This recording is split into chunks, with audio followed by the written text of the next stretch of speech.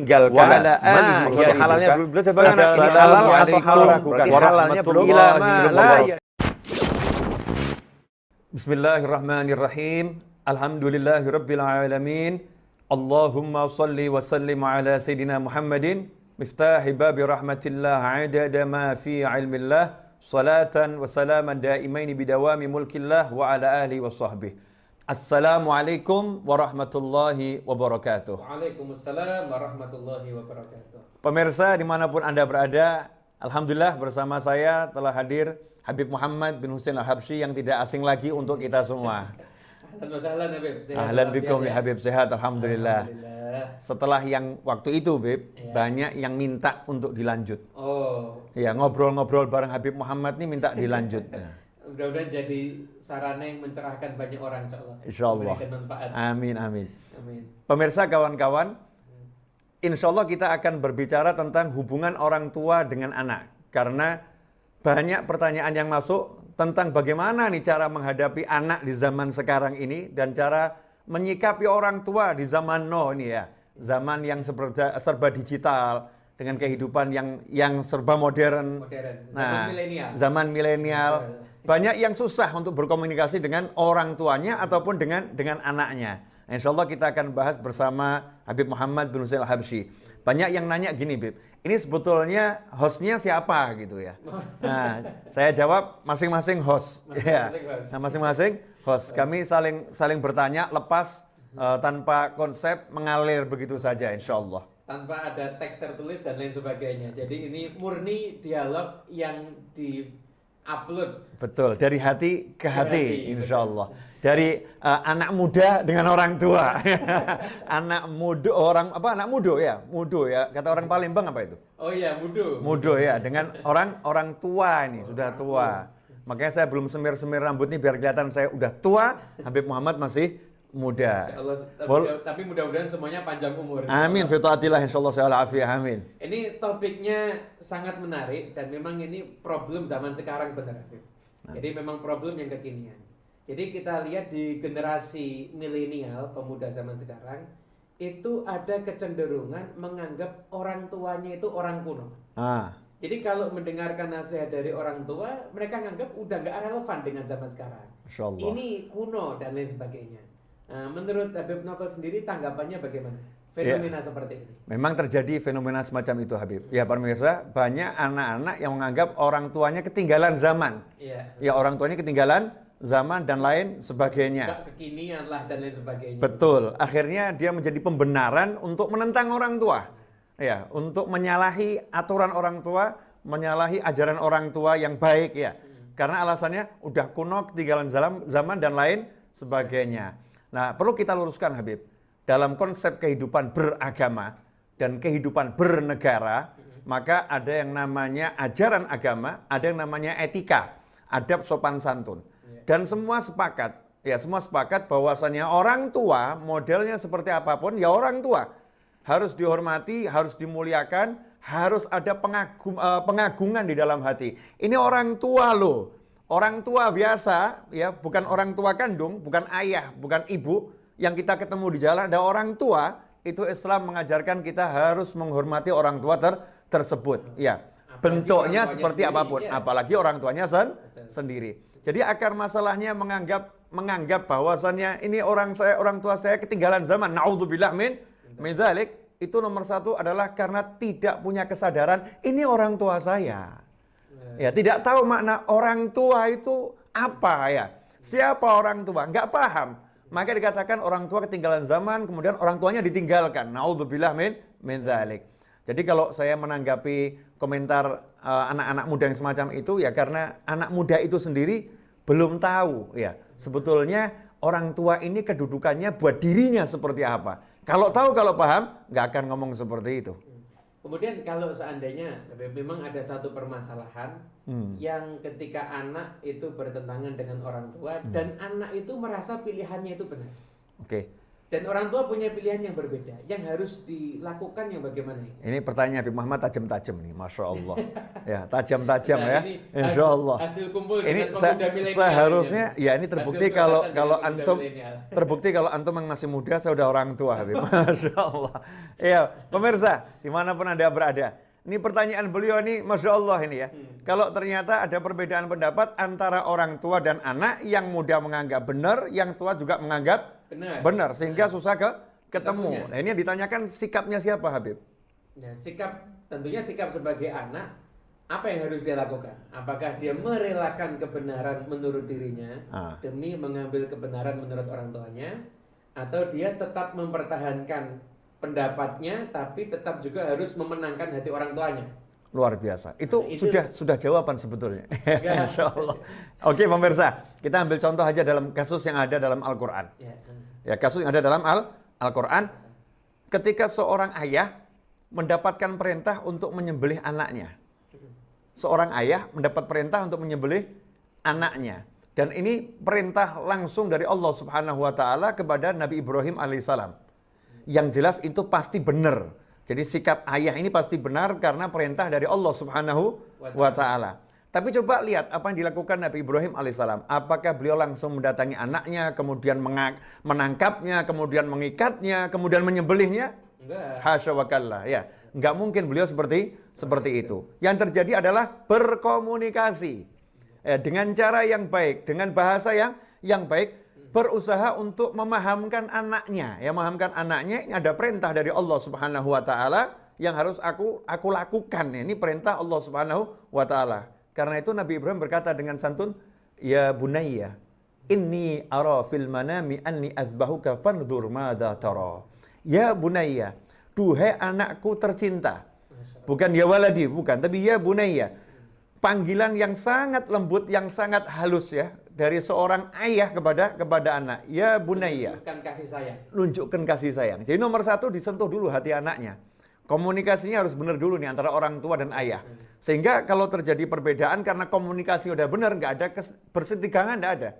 Nggak ada kemudian seperti permusuhan, nggak ada. Ini berarti pola kesalahan yang ada saat ini adalah kurangnya komunikasi yang benar antara Betul. orang tua dan Komunikasinya kurang benar dan kurang baik. Karena yang dicontoh komunikasi yang ada dalam TV, dalam film ya. Karena memang dalam film kadang kan memang dibuat seperti itu untuk mengangkat cerita ya, mengangkat cerita sikap anak yang mungkin membangkang, orang tua yang kasar dan lain sebagainya. Kemudian itu direkam seakan-akan itu cara hidup yang benar. Karena nggak lihat sampai habis mungkin filmnya ya, nggak lihat sampai habis. Cuma lihat mungkin sampai habisnya juga begitu ya. Atau mungkin begitu karena mungkin tidak ada timur ya, dan bukan ajaran dari ajaran Nabi Muhammad SAW, bukan dari keluarga yang berbangsa Indonesia mungkin ya, bukan beradat Nusantara dan bukan beragama Islam, ajaran Nabi Muhammad SAW, atau mungkin bahkan orang-orang yang tidak mengenal ajaran agama.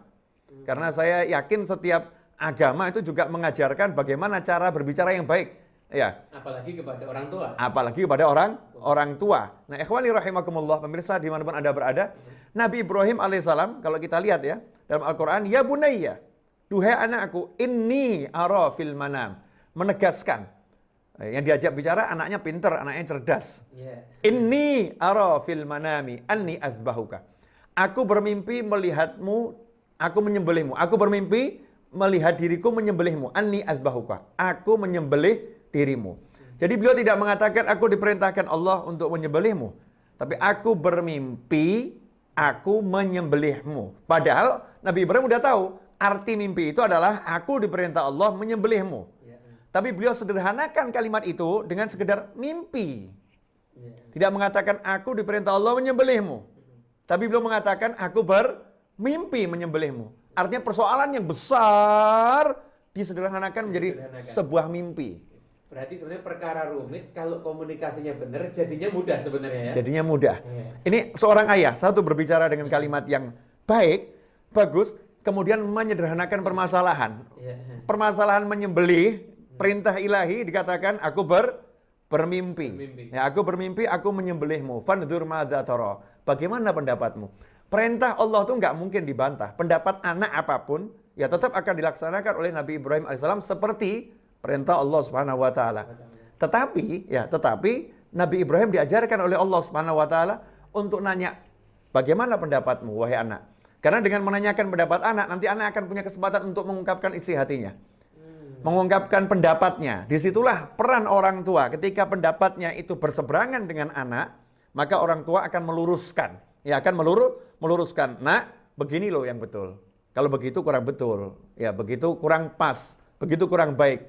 Tetapi ketika anak sudah dikasih kesempatan berbicara dengan leluasa, mengeluarkan isi hatinya, kalau komunikasi sejak awal terbangun, dari awal mulai anak-anak, umur 10 tahun, 11 tahun, 12 tahun Nabi Ismail alaihissalam saat itu. Dari kecil sudah dibiasakan dimintai pendapat. Bagaimana pendapatmu wahai anak? Maka kalau udah terbiasa seperti itu, ya jadinya komunikasinya bagus. Nah kalau sekarang kan enggak. Orang tua kadang maunya, saya mau begini. Ya, itu yang akhirnya anak kemudian nafsunya langsung muncul, itu. egonya muncul. Tidak diperlakukan sebagai anak, tapi seperti bos pada bawahannya, seperti tuan kepada budaknya, ya, bukan seperti ayah kepada anaknya, atau ibu kepada anak kesayangannya. Itu tidak terjadi. Sementara Al-Quran menjelaskan dengan sangat indah. Apa yang terjadi saat itu? Nabi Ismail alaihissalam umur sekitar 10-12 tahun, khilaf pendapat para ulama, maka memberikan jawaban yang mencengangkan. Karena anak sekecil itu udah paham kalau ini ayahku bukan mimpi ini. Karena ayahku nabi, ya bukan mimpi, tapi ayahku nggak mau ngomong, ini aku disuruh nyembelih. Ini ayahku baik banget ini. Ayahku luar biasa. Anak mengerti ini cinta orang tua ini luar biasa ini. Ayahku masya Allah ini. Maka langsung mengatakan ya abati fa'al. Ya bunayya dijawab ya abati. Duhai ayahku tercinta. Bukan langsung dipanggil John. Nggak gitu John. Zaman sekarang bapaknya dipanggil namanya langsung. Jangkar kalau kata orang Jawa ya. Betul. Jangkar tuh. Itu bisa jadi hukumnya haram itu ya Beb ya? Haram. Karena tidak menghormati orang tua, nggak mengagungkan orang tua. Meskipun di budaya lain silahkan, tapi kalau di Islam nggak boleh manggil orang tua langsung kepada namanya. Ya panggil dengan kalimat ayahku, ayah, papa silahkan ya. Bapak boleh, ibu, ya, mama atau mam, terserah. Yang penting ada panggilan kehormatan. Panggilan kehormatan. Ya abati fa'al, wahai ayahku, laksanakan. Dengan kalimat yang menunjukkan kesungguhan, if'al ya. Ya abati fa'al ma tu'mar, yang diperintahkan kepadamu. Kapan Nabi Ibrahim cerita ada perintah dari Allah Subhanahu wa taala? Belum padahal. Nabi Ibrahim nggak cerita. Nabi Ismail juga nggak ngomong Allah perintah. Karena santunnya pada Allah Subhanahu wa taala. Beliau mengatakan, "Ayah laksanakan yang diperintahkan kepadamu. Satajiduni, engkau insyaallah akan mendapatkan satajiduni insyaallah minas sabirin." Insya Allah engkau akan dapati aku termasuk dalam kelompok orang-orang yang sabar. Ayah jangan khawatir, no problem, aku nggak jadi masalah. Ayah tenang saja ayah, laksanakan ayah. Masya Allah, anak ini justru mendukung ayahnya untuk melaksanakan perintah Allah yang luar biasa besar. Sama, si anak menyederhanakan masalah yang gede itu menjadi kecil sekali. Laksanakan ayah perintah itu. Insya Allah aku orang sabar kok. Laksanakan perintah, saya sabar. Ya. Saya sabar insya Allah. Artinya dibuat ayahnya menyederhanakan, anaknya menyederhanakan. Sehingga semuanya jadi mudah. Tapi zaman sekarang enggak. Orang tuanya buat masalah gede. Anaknya memperbesar. Anaknya memperbesar. Contoh Bib, ini contoh. Ya, kita ambil contoh kasus.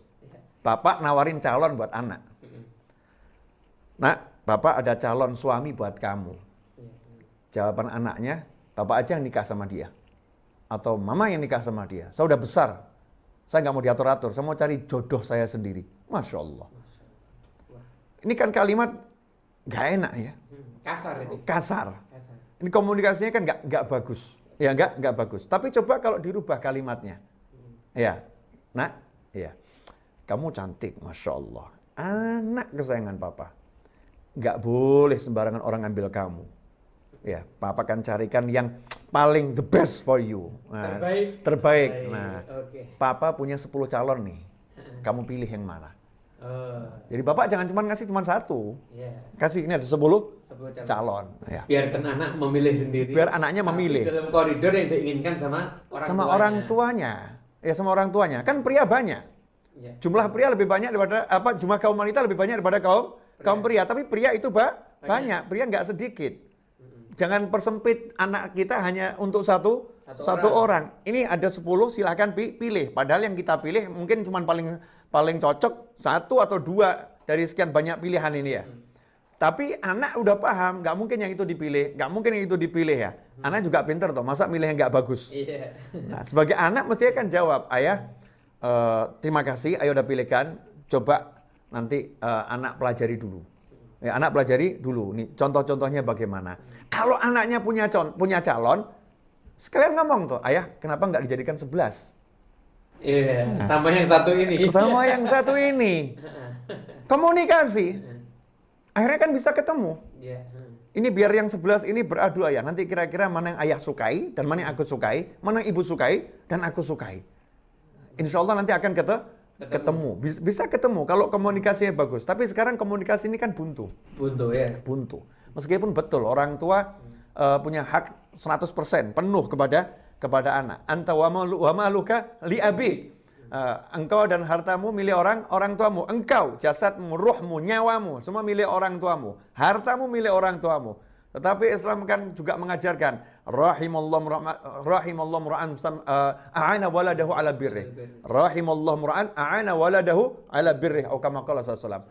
Doa Nabi Muhammad SAW. Semoga Allah merahmati orang tua yang membantu anaknya bisa menjadi anak yang berbakti kepadanya. Artinya orang tua ini tidak membebani anaknya dengan perintah macam-macam sehingga anaknya melanggar. Tidak mempersulit anaknya untuk taat kepadanya. Orang tua yang semacam itu mendapatkan doa langsung dari Nabi Muhammad SAW. Berarti luar biasa. Luar biasa, sekali, ya? luar biasa. 1400 tahun yang lalu. Doakan. Betul Habib.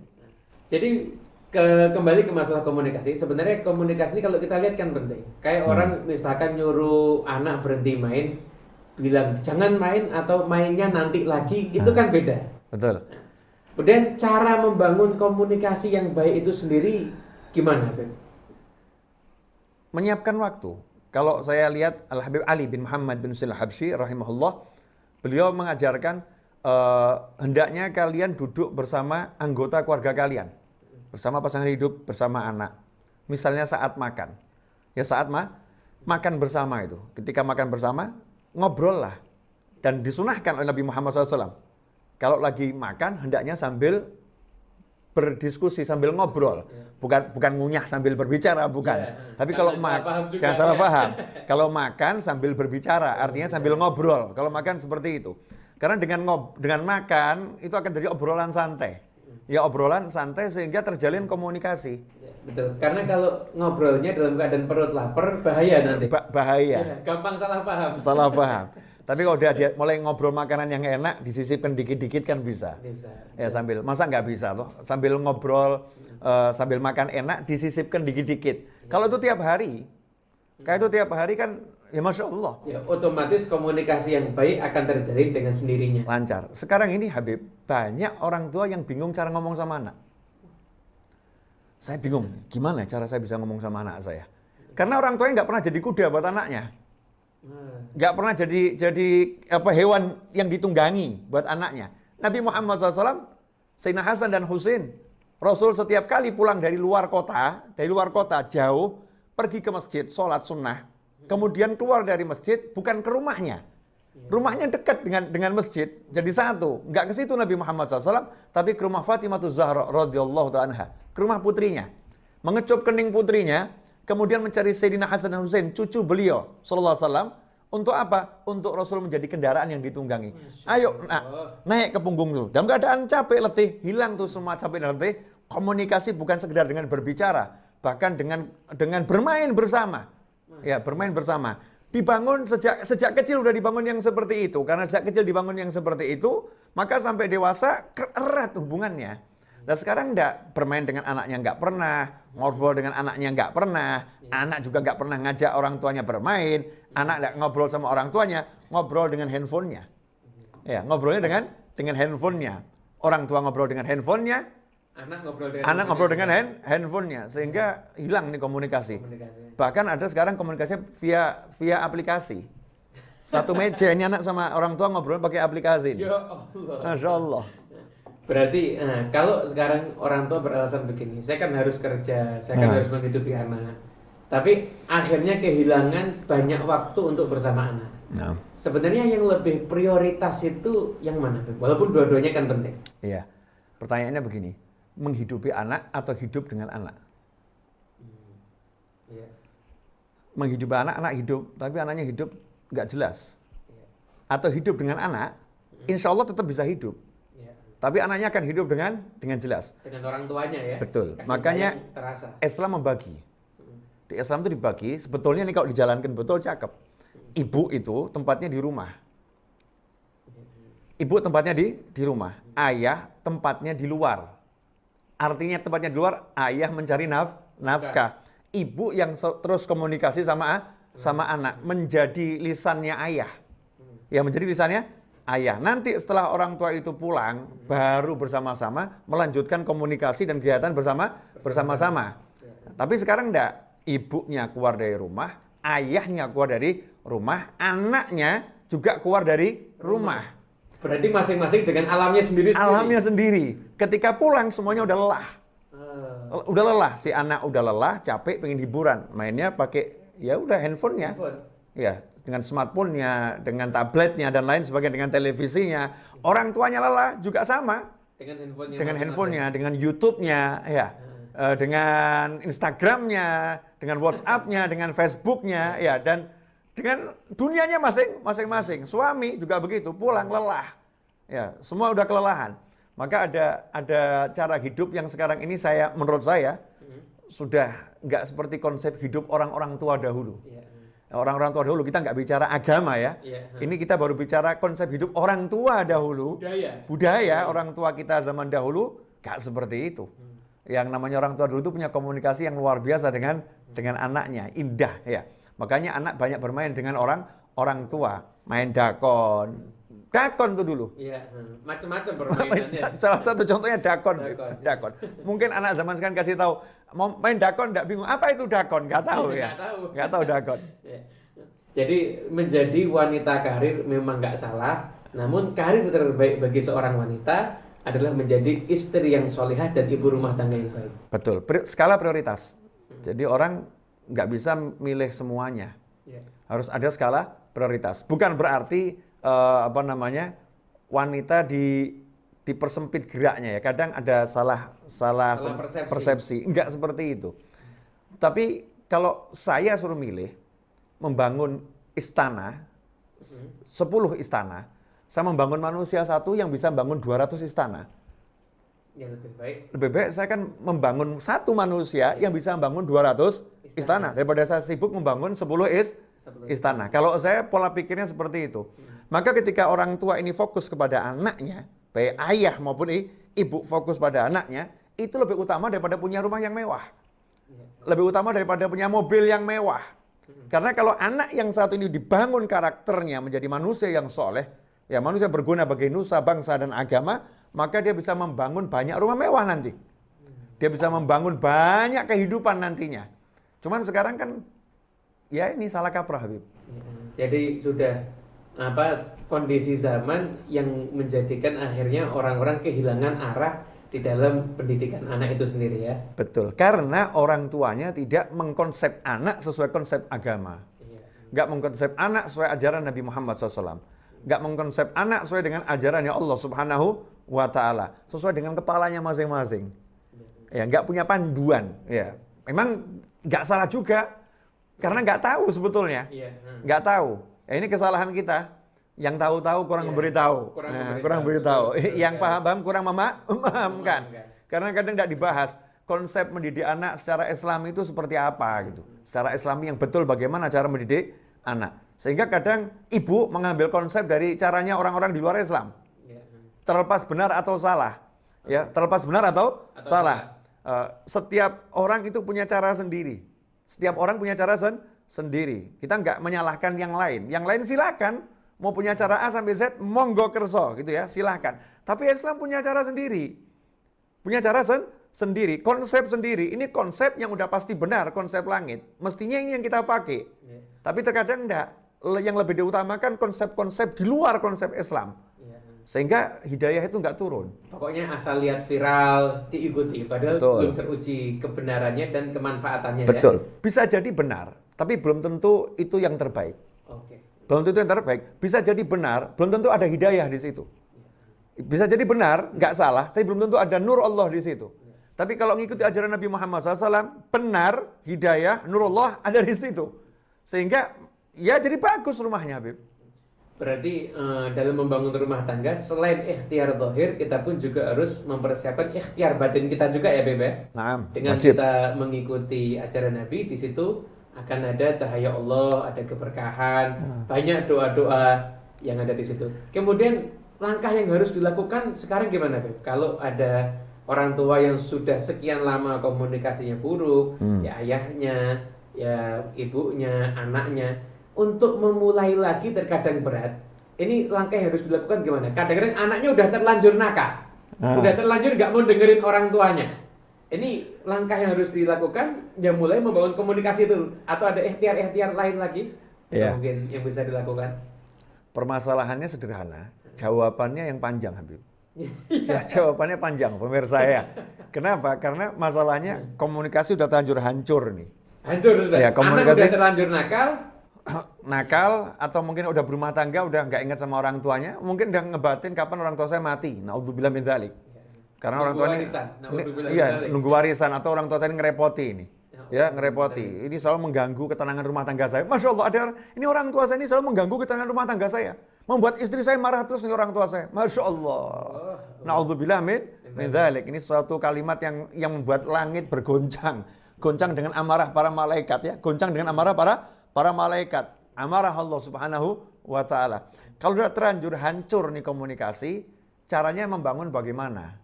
Harus ada keinginan dulu, Beb. Dari salah satu di antara pihak ini. Kalau anaknya nggak punya keinginan, minimal orang tuanya punya keinginan. Kalau orang tuanya nggak punya keinginan, anaknya punya keinginan. Saya punya satu contoh kasus, Habib. Ini nyata ya. Iya. Salah satu WhatsApp yang masuk ke saya adalah seorang anak yang sudah tidak komunikasi dengan orang tuanya kurang lebih 2 tahun. Ya Allah. 2 tahun nggak komunikasi sama orang tuanya. Karena orang tuanya, mohon maaf, menikah lagi. Oh. Ya, setelah berpisah dengan ibunya, orang tuanya nikah lagi. Harusnya nggak salah itu kan? Nggak salah kan ya? Iya. Nggak salah, nikah lagi. Sehingga anak ini merasa benci kepada orang tuanya. Kemudian orang tuanya juga merasa tersinggung. Haknya, kenapa dikritisi, dipermasalahkan? Ya. Karena seorang ayah punya kebutuhan tersendiri. Ya, ini rumah tangganya hancur, kemudian ayah itu bangun rumah tangga baru. Anaknya marah gitu. Anaknya marah, anaknya tidak mau komunikasi sama orang tuanya. Kemudian orang tuanya juga membalas. Ketika anak itu menikah, orang tua juga tidak mau terima. Ya Allah. Ya, tidak mau terima calon suaminya. Suami dari anak itu. Dari anak tersebut. Sehingga menjadi hilang itu hubungan. Maka si anak ini nanya sama saya, gimana caranya biar hidup saya ini beres? Biar hidup saya baik. Saya tahu ceritanya kan setelah saya ngasih saran. Iya. Ya, saya kasih saran. Ini anak nggak ada will awalnya ya. Orang tua nggak ada will, nggak ada keinginan ya. Iya. Orang tua nggak ada keinginan, anak nggak ada keinginan, orang tua nggak ada keinginan, komunikasi hancur, hilang. Kalau ketemu nggak bisa nyambung. Nggak bisa nyambung. Nggak bisa nyambung. Nah, kemudian saya ngomong, minta doa dari orang tuamu.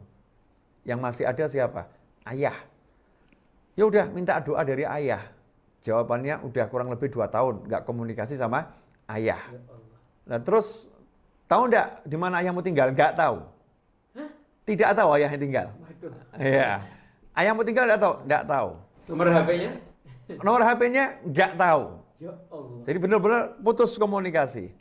Akhirnya saya bilang, kalau mau hidupmu berkah, ya mau hidupmu semua membaik, mulai dari yang paling dasar ini, perbaiki hubungan dengan orang tua. Cari sampai ketemu alamatnya, nomor teleponnya, ya hubungi. Ya nanti kalau saya telepon nggak mau angkat, nggak mau terima, nggak mau ini, nggak usah mikir gitu. Minta sama Allah Ta'ala. Minta sama Allah Ta'ala, tunjukkan kesungguhanmu pengen memperbaiki hubungan dengan orang tua. Dengan awali minta maaf. Ya, minta maaf. Itu paling Apapun, pentingnya ya ya. paling penting, apapun wujudnya itu ayahmu gitu. Iya. Itu ayahmu, tanpa ayahmu kamu nggak ada. Nggak ada, ini mau bayar apa nih? Kita jadi ada karena orang tua ini mau bayarnya pakai apa ini? Nggak bisa dibayar dengan apapun. Ini ayahmu, minta maaf dulu. Akhirnya berapa hari kemudian WA lagi. Alhamdulillah Habib, nomor orang tua saya udah ketemu. dan sudah saya telepon dan saya sudah minta maaf dan ayah saya sudah memaafkan. Alhamdulillah. Nanti saya akan cari rumah ayah saya ketika saya sudah bisa kembali ke Indonesia karena ini juga bekerja di luar negeri. Saya akan cari rumah orang tua saya akan silaturahim dengan orang tua saya. Saya bilang itu awal yang sangat baik. Ini ada will, anaknya ada keinginan. Ketika anak ada keinginan, ingat wahyunya Allah Ta'ala. Walladzina jahadu fina lanahdiyannahum subulana wa innallaha lama'al muhsinin. Gak ada kata yang mustahil. Ketika seorang sungguh-sungguh berjuang di jalan kami, berjuang untuk taat, berjuang untuk tobat, kata Allah Subhanahu wa taala, lanahdiyannahum subulana. Pasti kami sungguh akan tunjukkan jalan-jalan kami yang banyak.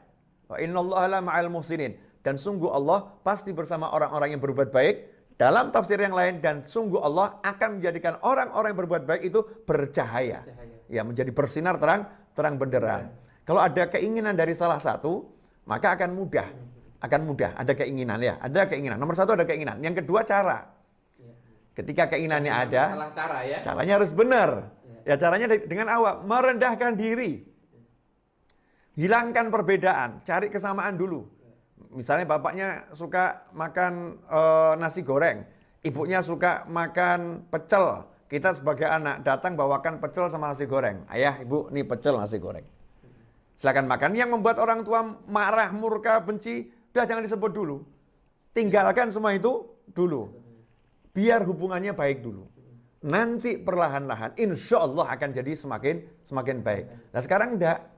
Pokoknya kalau bapak, ibu belum bisa menerima keputusan saya tidak akan melangkahkan kaki ke rumah orang tua. Masya Allah. Bahaya itu. Masya Allah. Hanya cuman karena satu perkara. Orang tuanya dibuang. Padahal orang tua sudah sekian tahun berjasa untuk anak tersebut. Orang tuanya juga sama. Kalau selama kamu belum meninggalkan yang satu itu, padahal bukan urusan yang apa namanya? Yang urgent. Urgent ya. Bukan urusan yang kira-kira memang oleh agama sangat dibenci, enggak. Tapi mungkin beda pilihan, beda persepsi. Ya. Orang tua mengatakan selama kamu masih seperti itu, maka ayah ibu tidak akan mau terima kamu. Ya. Tapi bukan niatnya menghukum, bukan niatnya untuk membuat jerah, bukan. Niatnya memang benci, marah, ya, nggak mau punya anak seperti itu lagi. Maka itu lebih besar dari semua kejahatan yang dimiliki anak. Ya Allah. Iya, lebih besar dari semua kejahatan yang dimiliki anak. Karena begitu orang tua ngomong seperti itu, anak itu menjadi anak durhaka. Susah itu dapat hidayah dari Allah Subhanahu wa taala. Sebetulnya yang paling punya kekuatan untuk menarik anak ya orang tua. Ketika orang tua membersihkan hatinya, memaafkan anaknya, memunculkan cintanya, mendoakan dengan tulus, maka nanti hidayah akan turun. Karena ridhullah fi ridhul walidain.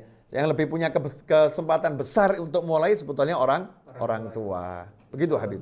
Insyaallah ini tema diskusi yang sangat asik. Mungkin yang selanjutnya ada kasus yang banyak ditanyakan seperti ini Habib.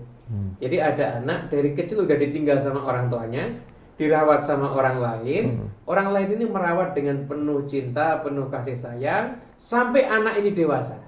Ketika anak ini dewasa jadi orang sukses, dia mau menyenangkan orang yang merawat dia, tiba-tiba orang tua kandungnya muncul.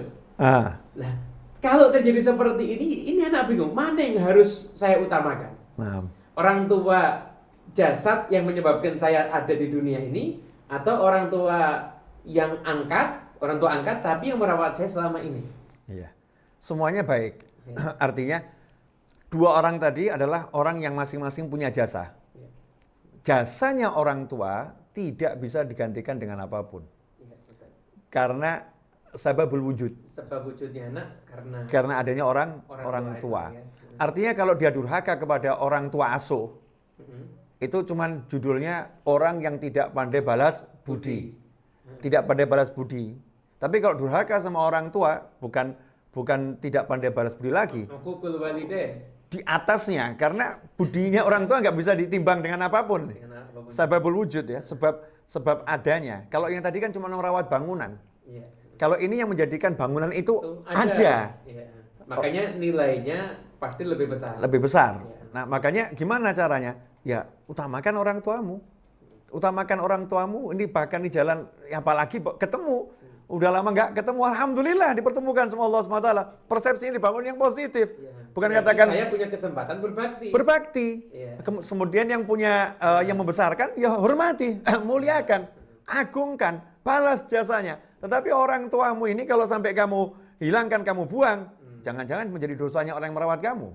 Iya, betul. Berarti yang merawat kamu nggak ngajarin kamu untuk berbakti sama orang tua. Bahkan kalau sampai yang merawat mengatakan, kamu pilih dia ya. Dia nggak pernah merawat kamu loh. Dia nggak pernah ngurus kamu loh. Aku loh yang besarkan kamu. Itu bahaya. Ini bahaya. Ini berarti nggak baik orang itu. Orang itu nggak baik. Kalau dia baik nggak akan seperti itu. Dia akan katakan, saya cuma besarkan kamu, tapi itu orang tuamu loh. Hormati, hargai, muliakan. Masalah pokoknya sudah selesai. Berarti di momen-momen seperti itulah kekuatan iman harus lebih kita utamakan dibanding kekuatan akal ya. Betul. Kalau logikanya kan ini kan yang rawat saya, tapi bagaimanapun juga Allah udah ngatur orang tua itu sebab wujud. Kemudian berarti anak itu tetap jadi harus bisa memenangkan hati keduanya, namun mengutamakan orang tua yang jadi sebab wujudnya dia yaitu orang tua kandungnya. Betul. Artinya dalam prakteknya dia harus bisa betul-betul menjaga hati semua orang, bukan cuma orang tua ya. Hati semua orang itu kan harus dijaga ya. Mudaratun nas kalau orang bilang ya, menjaga hati masyarakat. Ini kan bagian dari ajaran agama yang luar biasa. Bagaimana menjaga hati semua orang agar semua orang senang, dan tidak mungkin semua orang senang, tapi upayanya seperti itu. Itu yang harus dilakukan, apalagi terhadap orang tua dan orang yang berjasa membesarkan. Tentunya senangkan orang tua tanpa harus melukai orang yang membesarkan kita selama ini. Tapi jangan sampai bisa dimenangkan dua-duanya. Jangan sampai karena ingin menyenangkan hati orang yang merawat, justru akhirnya melukai orang tua. Misal begini Habib, setelah 20 tahun atau 30 tahun orang tuanya datang mengetuk pintu rumah, Assalamualaikum, ya, nak saya orang tuamu, maafkan saya, selama ini saya kehilangan jejak kamu. Saya nggak mau tahu, kamu nggak pernah besarkan saya, kamu nggak pernah cari saya, atau seperti kalimatnya. Itu kalau dijadikan film, Bib, penonton akan menganggap ini durhaka ini, dan akan menganggap ini orang tua sudah sadar. Hati penonton akan dimenangkan oleh siapa? Orang tua. Memenangkan orang tuanya. Dilihat seperti itu. Karena orang tua ini mau datang, mau cari, berarti ada penyesalan. Kalau dia punya salah seperti apapun, ada penyesalan. Dan itu harus dihargai.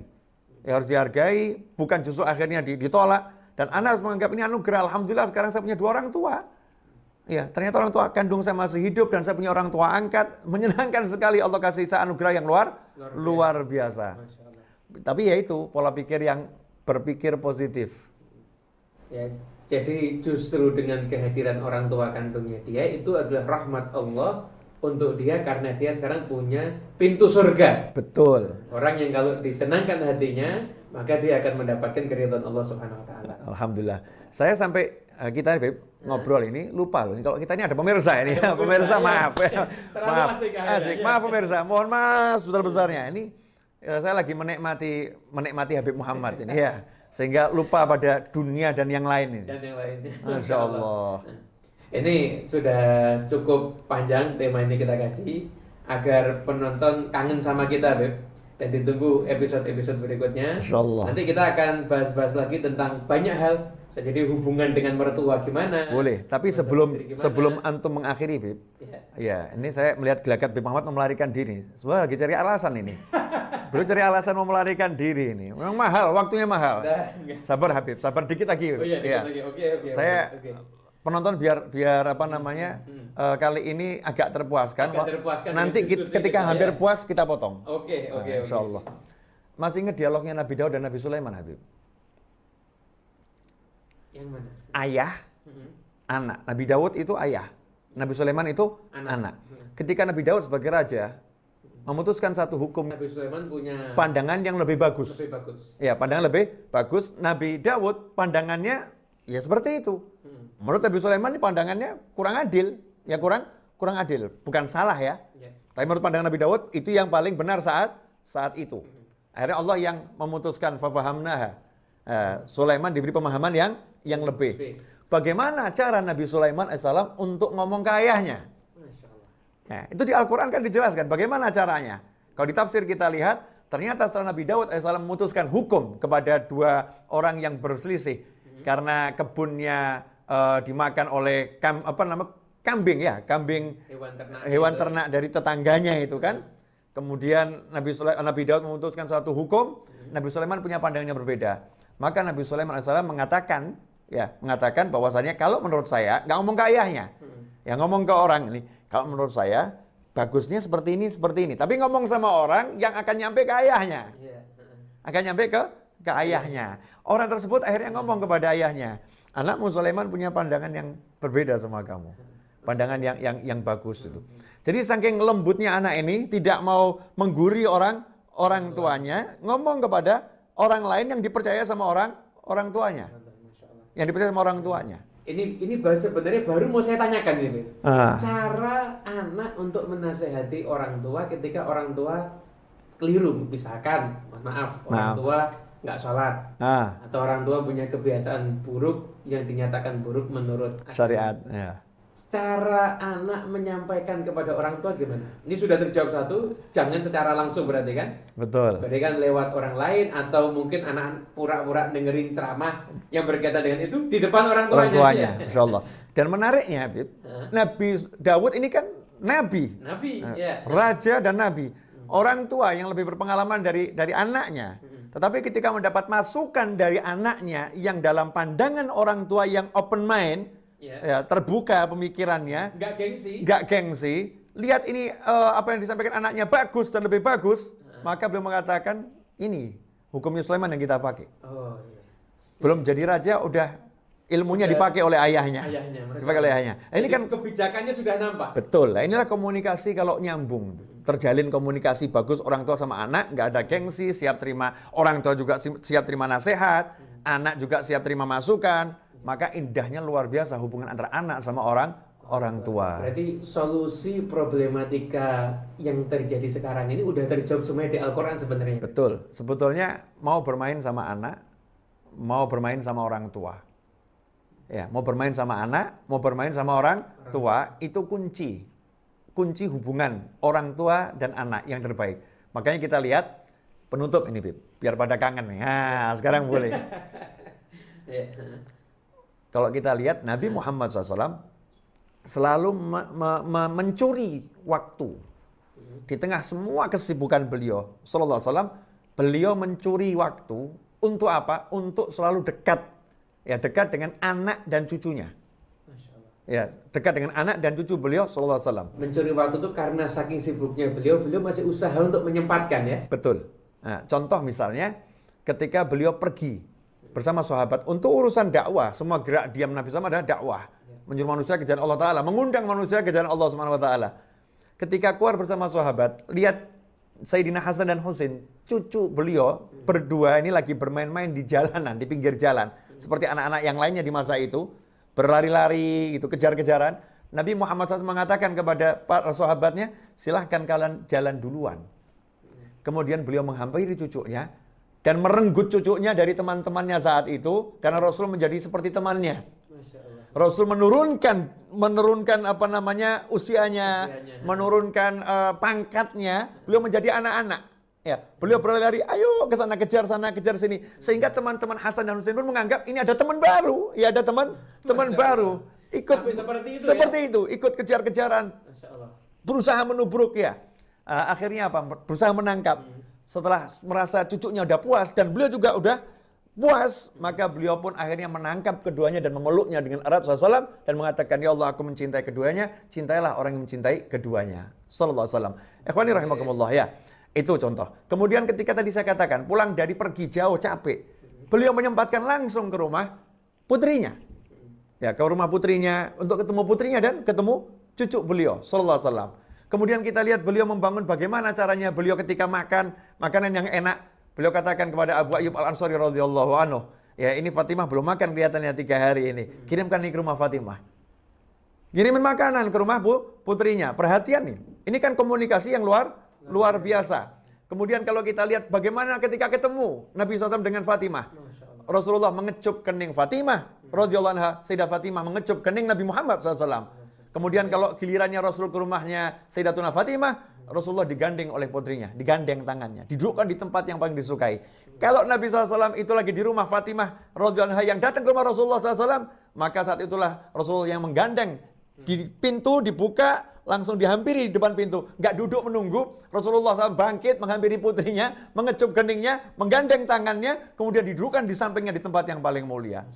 Ini kan komunikasi yang indah. Sekarang enggak, anak masuk rumah nggak nyamperin orang tuanya, orang tua masuk rumah nggak cari anaknya, masing-masing dengan alamnya sendiri. Kembali kepada komunikasi dalam bentuk apapun, entah ucapan, entah sikap, ya dan lain sebagainya. Dan itu kembali kalau kita membiasakan yang kecil-kecil tadi, dalam tanda kutip ya, kecil dalam tanda kutip, akan terjadi komunikasi, ngobrol makan, jadi kendaraan, ya, kritik-kritikan sama anak, main-mainan, yang asik ya. Yang asik. Orang anggap kita gila nggak jadi masalah. Nah, orang mau bilang kita ini nggak masuk akal, ini nggak jadi masalah. Tapi yang penting kita punya komunikasi yang bagus dengan orang tua dan komunikasi bagus dengan anak. Insya Allah begitu, pemirsa. Habib Muhammad mau kedatangan gurunya soalnya. Ya, gurunya lagi ke Solo mau datang, beliau harus mempersiapkan segala yang harus dipersiapkan. Alhamdulillah dengan waktu beliau yang terbatas ini, kita dapat kehormatan di ruang podcast kita ini ya. Dapat kehormatan untuk membahas masalah yang luar biasa. Jazakumullah khairan Habib. Insya Allah nggak bosan ya. Oh enggak, kita bosan, terima kasih atas ilmu-ilmunya. Saya mewakili pemirsa ini.